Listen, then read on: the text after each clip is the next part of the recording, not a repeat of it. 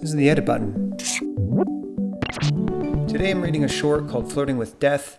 This is a fantastic short comedy written by... The story's about an angel named Sam, who has unrequited love for death. Except he can't see death unless he takes the place of someone who's about to die. I can't see you, but I know you're there.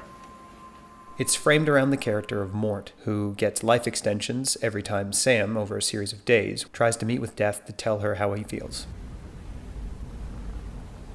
You're not going to tell me? The hand of an experienced writer is evident from the first page, with clear and simple craft choices throughout. Like when the angel character, introduced as a generic young guy, reveals his name, Semnola Quistilion. The parenthetical handoff here is really nice. It was a quick and funny read, with great dialogue-led transitions between Mort and an articulate bartender in the present, and flashbacks of Sam being killed in Mort's place in order to meet death. Are you here to take me?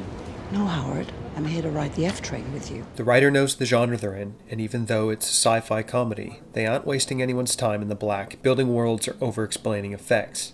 That said, there's a VFX shot the morning after Mort is saved from a bus accident. He's standing in the shower, and we cut away to see Sam walk through a wall, naked. I thought they could save the VFX budget, avoid shooting the plate, lighting green screen, roto-compositing, and simply have Sam step into the shower behind Mort as he lathers up. Hold it. What is this? Are you trying to trick me? Is this a kissing book? Okay, so my notes really start picking up about halfway through the script. On the end of the second act, we have a line of dialogue that I felt was a really great punchy out. Not until you're dead, Mort, from Sam. But what happens is, the writer's trying to transition with the same motif that he's established earlier that I would argue he no longer needs. Bartender, VO, he said later, dude. So we're using the bartender for the passage of time, and we're avoiding transitions, which is very strong. In this piece in particular, for comedy, I mean, there's arguments across the board for genre and clarity.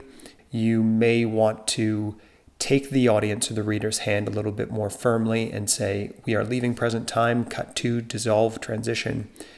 Slug lines clearly stating what time we're in, how much time has passed, if your plot demands that. In this particular case, the dialogue is leading the transitions, and it's clear to everyone that when the bartender talks over top of a flashback, we're going to be back in present time. And as they reach for each other... What? Now it's kissing again. You don't want to hear that. There were a couple areas where I felt Sam and Death could be tuned up. When Sam first speaks to Death, I had to meet you. I felt this line should be a complete mess. It's the satiation of all of his want to finally get this close to death. For all us mortals know, it could have taken him 1,000 years. So for him to have the presence of mind and be answering a direct question seems premature on page 6. So I'd love to feel that nervous energy reflected in his dialogue. Wow, that's deep. So it's like life after birth. Hopeful. You're talking to a living idea with the character of Death, where she's a concept more than a woman. So the fact that she would call someone silly feels a bit out.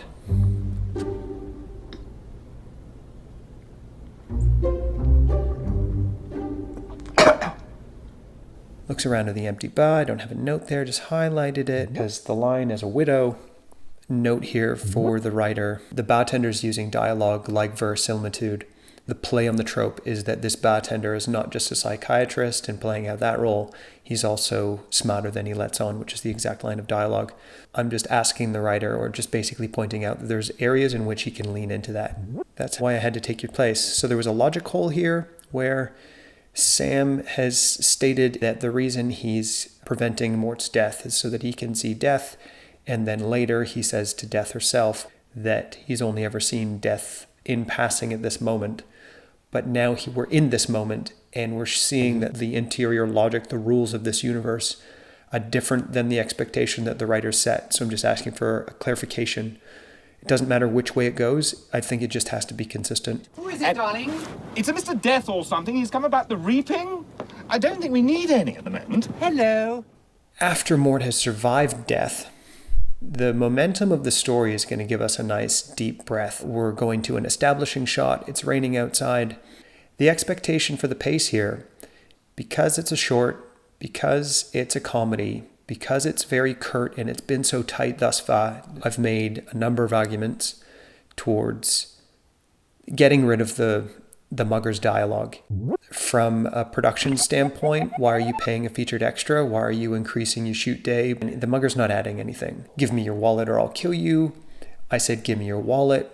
And Mort is stating the obvious for the audience. And the comedy beats aren't there. It's not as nearly as strong as anything that's come before it.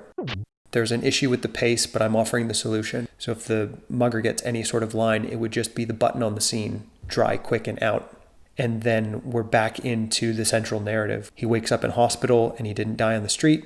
Gunshot victims usually die in hospitals. Mort, they have a bit of chat. I feel like this is where we really start sitting around. I'm also making the argument most competitions don't accept a short over, say, 18 minutes. Cannes is 14 or 15. So at 23 pages, that would probably cut down to time, and obviously an editor could get the time out. This is where I'd be looking. This is exactly where I'd find every frame that I'd needed to get this to time.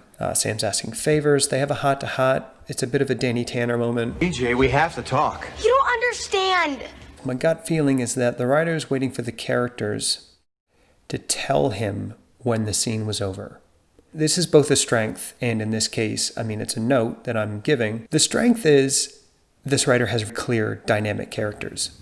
What's happening? Just think of millenniums multiplied by eons, compounded by time without end. Is that the story's on hold. We really need to get Death back into the film here. When Death does appear, and Mort can see her and Sam cannot, Mort should be talking to Death. There should be a dynamic aspect to his dialogue that are the pieces that Sam's picking up, because we're with Sam's perspective. We can't hear Death. We can't see Death, so we're in Sam's point of view. Death says an incantation, so we're jumping around perspectives here a little bit. When Mort says she's right here, she's beautiful, and Sam says, don't forget to tell her, please, Mort. And then the next line of action is Death steps fully into the room.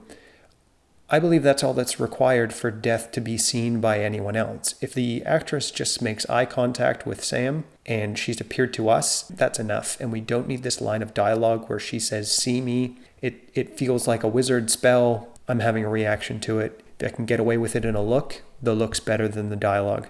Then they have a Danny Tanner moment, Death and Sam. I think we have to talk. I think we better. There's nothing bad here by any stretch, but efficient, possibly not.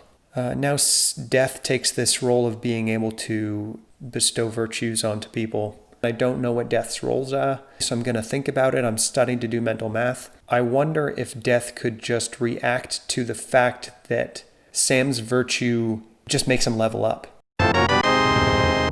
Rather than Death bestowing, it makes more sense that Death isn't promoting people, that just happens. It might be stronger to know that God is always present. This was just a joy to read. I laughed out loud. That rarely, if ever, happens. I'm too cynical. Come on, Eeyore. Let's get to the bottom of this. I'm already at the bottom. And great transition on the end, fade to white.